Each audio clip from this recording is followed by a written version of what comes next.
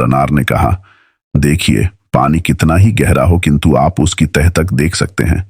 जैसे निगाह पर पानी रोक नहीं लगाता, उसी प्रकार कुछ लोग पानी के अंदर रहते भी हैं। वैसे तो समुद्र के नीचे जहां हम लोग रहते हैं, रात दिन के बीच कोई अंतर नहीं दिखाई देता, किंतु हम लोग पानी के अंदर से भी आसमान में चलने वाले सूर्य तथा चंद्रमा और तारों को देख सकते हैं। जैसे धरती पर कई देश हैं और कई नगर बसे हुए हैं, वैसे ही समुद्र की तलहटी में कई देश बसे हुए हैं जो अलग अलग बादशाह के अंतर्गत हैं। बल्कि सच तो यह है कि पृथ्वी के ऊपर जितने देश हैं उसके तिगुने देश जल के नीचे आबाद हैं। यहां की तरह ही वहां भी मनुष्यों की कई जातियां हैं। हम लोगों के अच्छे अच्छे भवन और राजमहल बड़े भव्य होते हैं। वे संगमरमर के बने होते हैं और उनकी दीवारों और छतों में सीप, मोती और मूंगे ही नहीं, तरह तरह के बिल्लौर और रत्नादि जड़े होते हैं। पानी में पृथ्वी से अधिक रत्न पाए जाते हैं और मोती तो इतने बड़े होते हैं जिनकी आप कल्पना भी नहीं कर सकते, और न मैं आपको ठीक तरह बता ही सकती हूं। जल निवासियों में हर व्यक्ति अपने लिए सुंदर भव्य महल बना लेता है। वहां आने जाने के लिए गाड़ियों की जरूरत नहीं पड़ती। हर आदमी जितनी दूर चाहे बगैर थके जा सकता है।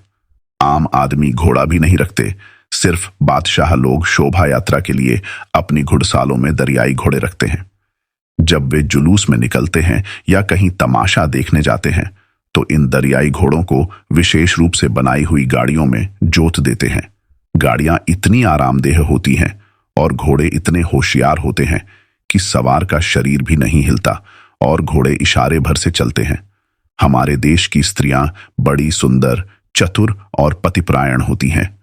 ये कहकर गुल अनार बोली, स्वामी, यदि आज्ञा हो तो मैं अपने भाई और माता को यहां बुला लूं ताकि वे खुद अपनी आंखों से देखें कि उनकी बेटी अब ईरान की मलिका बन गई है।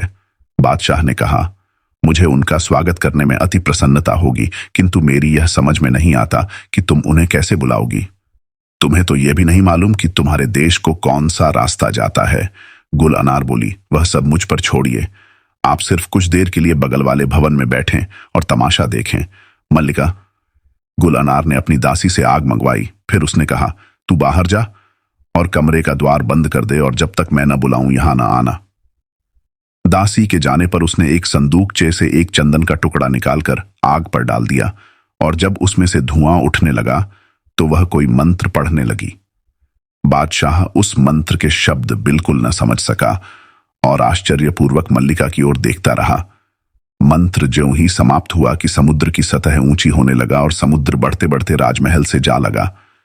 कुछ देर बाद समुद्र का पानी फट गया और उसमें से एक सुंदर युवक निकला। उसकी मूंछें पानी की तरह हरी थीं। फिर एक शालीन प्रौढ़ महिला निकली जिसके पीछे 5 सुंदर युवतियां थीं। गुल अनार ने पानी के किनारे खड़े होकर उन सब का अभिवादन किया। 2-4 क्षणों में वे लोग किनारे आ गए।